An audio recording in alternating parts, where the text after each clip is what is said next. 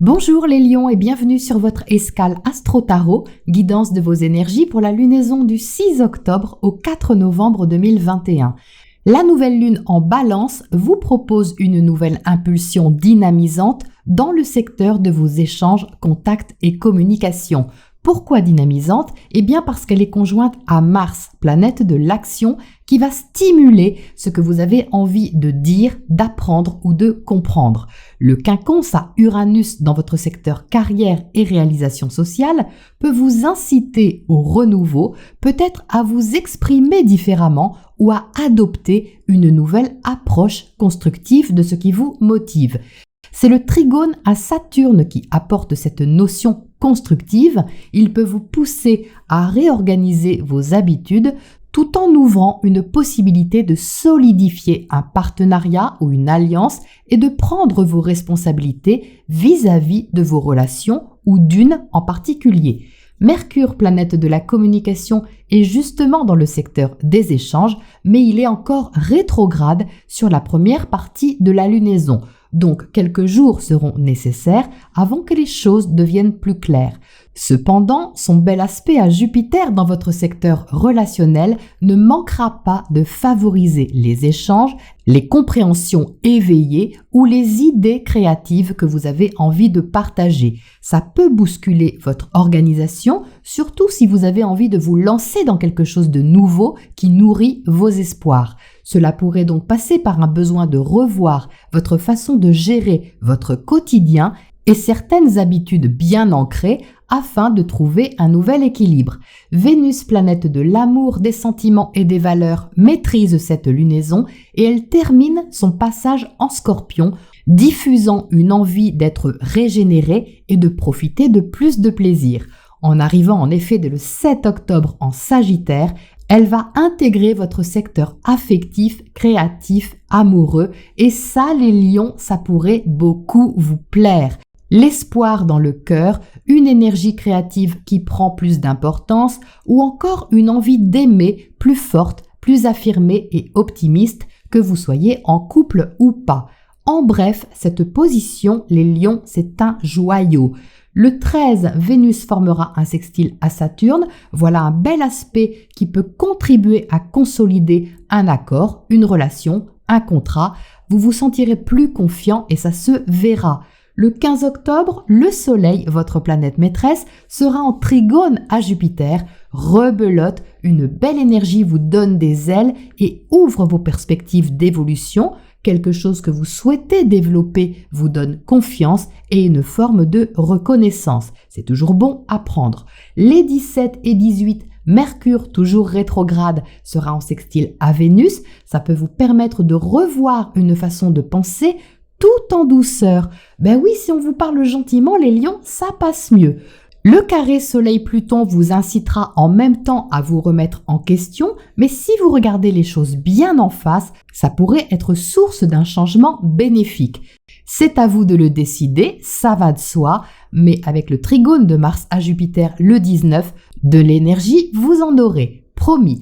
La pleine lune du 20 octobre dans l'axe Bélier-Balance sera un point culminant dans vos idées, principes et le sens que vous donnez aux choses, que ce soit une relation, un investissement ou une activité.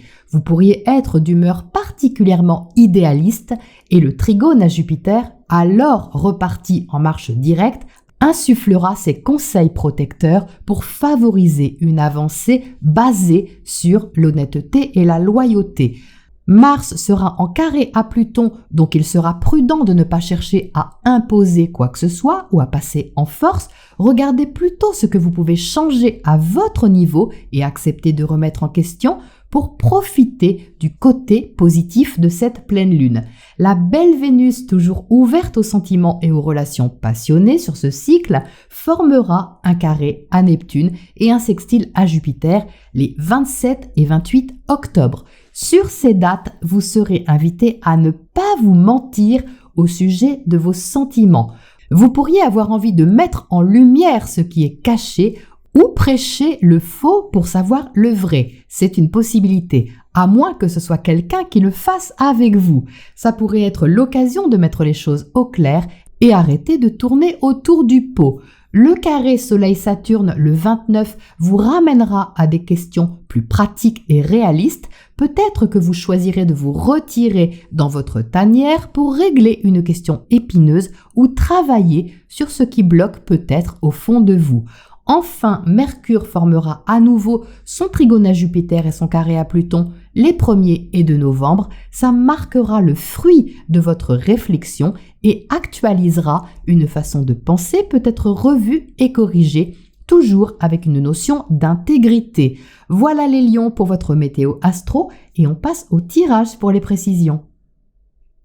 Alors les lions, voici votre tirage. Donc on a une recherche d'intégrité, une recherche de sens aussi dans ce jeu, sur peut-être la façon de vous engager dans une direction. Vous voyez qu'au centre du tirage, on a la carte des amoureux. Donc ça, les lions, c'est ce qu'il y a au cœur de vous, c'est ce qui va vous motiver, vous habiter sur ce cycle lunaire, c'est-à-dire de faire un choix avisé, qui est non seulement clair dans votre tête, mais qui est aussi clair dans votre cœur, parce que c'est la mission des amoureux. Ça doit vibrer à l'intérieur de vous, ça doit sonner juste, et ça peut être la quête que vous allez justement mener sur ce mois d'octobre. Vous entrez avec la carte du fou. Donc ça, c'est magnifique parce que la carte du fou, c'est un tout nouveau commencement. Comme on a Mars conjoint à cette nouvelle lune, on a ici une impulsion très printanière avec un petit goût de risque à prendre, une envie de découverte, de nouveauté, où il y a tout à découvrir, où il y a tout à expérimenter, mais qui est grisant d'un autre côté.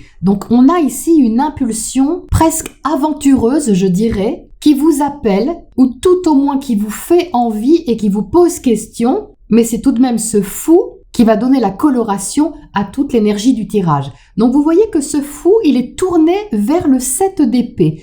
Donc le 7 d'épée est relié au mental, il est justement relié à la communication et aussi à vos pensées. Et il y a un petit goût ici de Mercure rétrograde pendant la première partie de la lunaison. C'est-à-dire qu'avec le 7, vous voyez ce personnage est masqué. Soit il a volé des épées, soit il va entrer dans un endroit avec des intentions qu'il cache. Bref, on ne sait pas trop ce qu'il veut. Donc cette énergie-là, tout en haut du tirage, elle peut vous rendre un peu méfiant. C'est-à-dire qu'on a le fou ici qui envoie une énergie du type « Oui, super, allez, on y va » et puis le 7 d'épée qui dit « Attends, on y va, on n'a pas toutes les données, il y a des choses qui sont pas claires, qu'on doit éclaircir. » On a envie d'avoir le cœur net à propos de quelque chose. Donc on a ici le fou et le garde-fou en quelque sorte, parce que du fait de cette méfiance ou de ce qui n'est pas totalement clair, eh bien ça va vous permettre de cheminer avec beaucoup plus de sagesse, d'aller chercher votre discernement et puis peut-être de la jouer fine. J'entends cette expression, les lions, la jouer fine.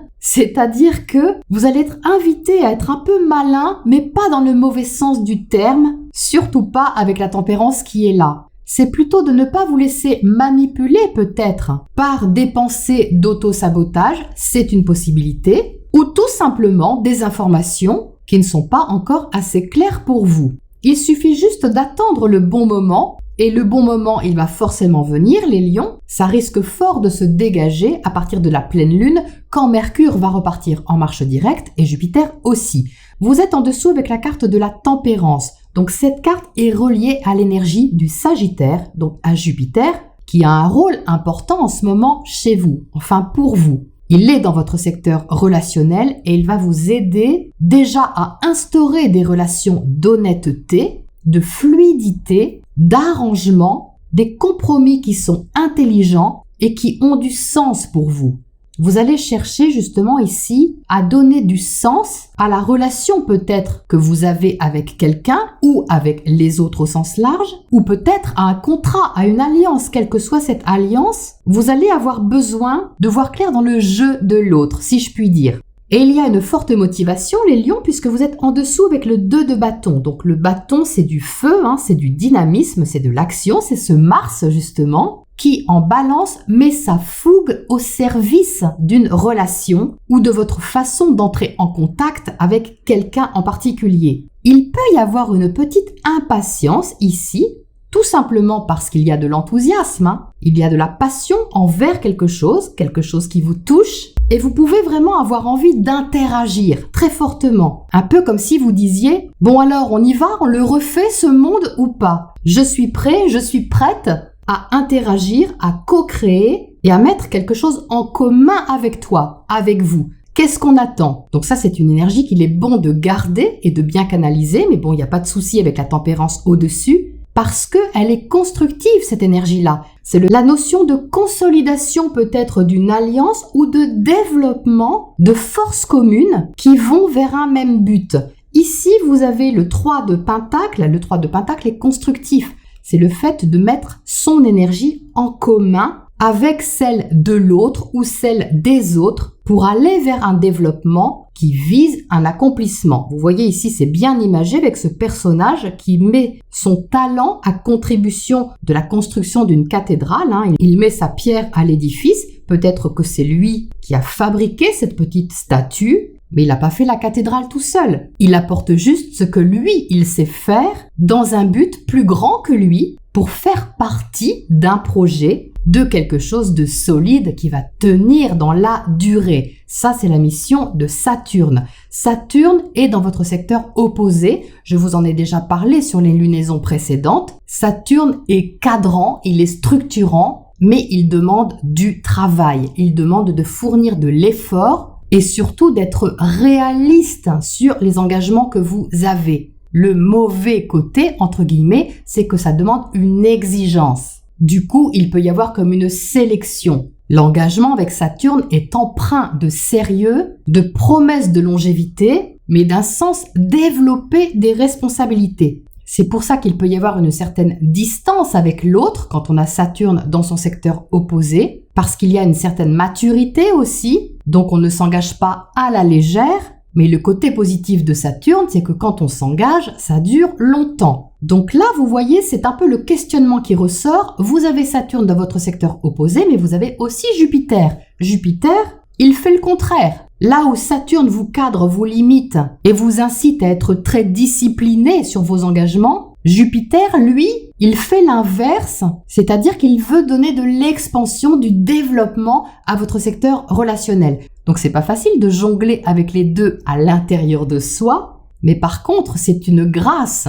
parce que plus que jamais, ça vous invite à être profondément honnête sur ce que vous voulez et ce que vous attendez d'un partenariat, d'une relation ou d'un contrat. Donc, vous voyez ici, on le retrouve, cette énergie de Saturne avec le 10 de bâton. Le 10 de bâton dans votre secteur relationnel, c'est de l'effort. C'est quelque chose qui demande beaucoup de travail, d'investissement et qui semble quand même lourd. Vous voyez que ce personnage porte 10 bâtons dans les bras. Bon, il y arrive, mais c'est fatigant et c'est lourd. Donc, il peut être là, votre questionnement, les lions, c'est-à-dire que là, vous pouvez être motivé par quelque chose de nouveau, et puis ce 7 d'épée vient peut-être sournoisement dans votre tête vous questionner sur ce que vous avez en face de vous.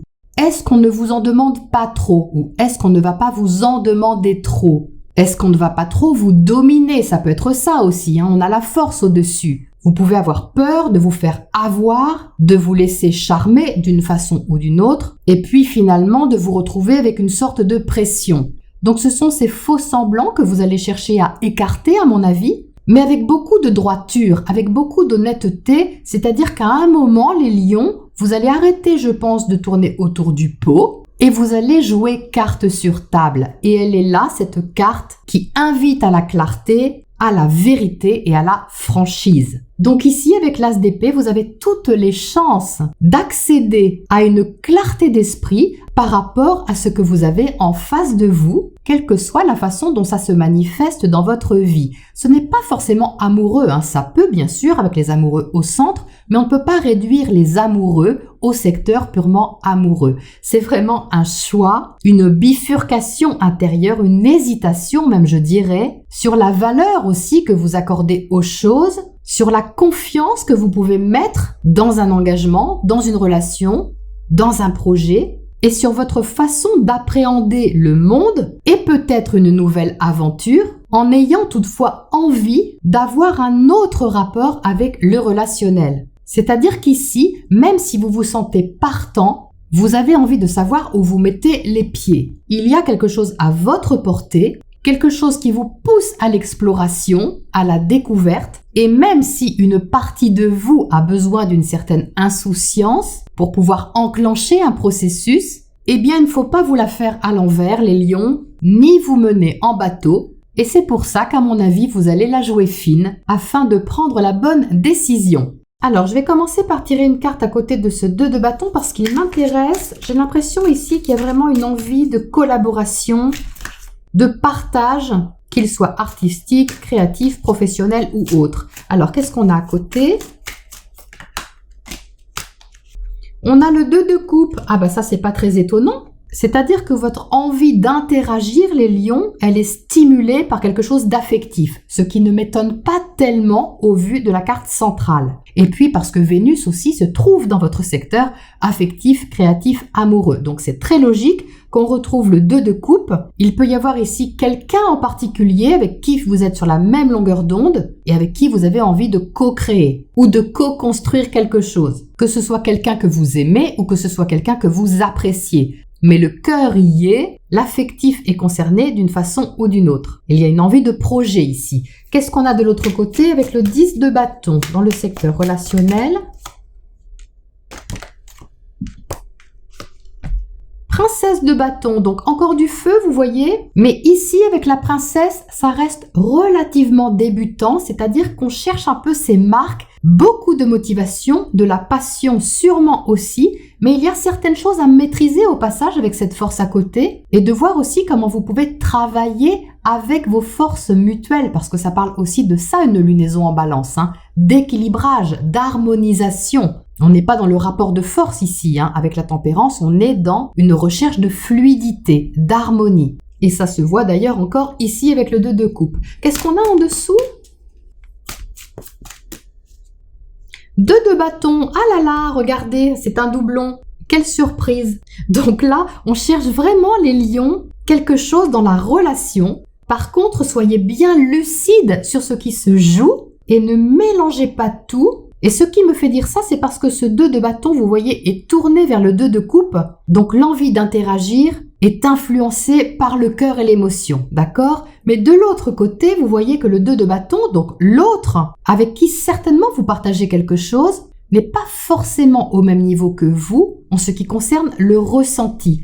Alors c'est pas forcément grave, peut-être qu'il fonctionne différemment, c'est tout. Mais là, c'est quand même très axé sur l'action, sur le physique, sur la passion, sur on y va, comme un rythme un peu soutenu, si vous voulez. Et vous, ici, vous pouvez relever le défi, mais soyez honnête avec cet as d'épée sur ce que vous recherchez vraiment dans cette stimulation. C'est juste histoire de ne pas être déçu, bien sûr, et de jouer, comme je le disais tout de suite, carte sur table dès le début. Toutefois, ça reste très positif. Qu'est-ce qu'on a comme oracle conseil pour terminer, les lions ?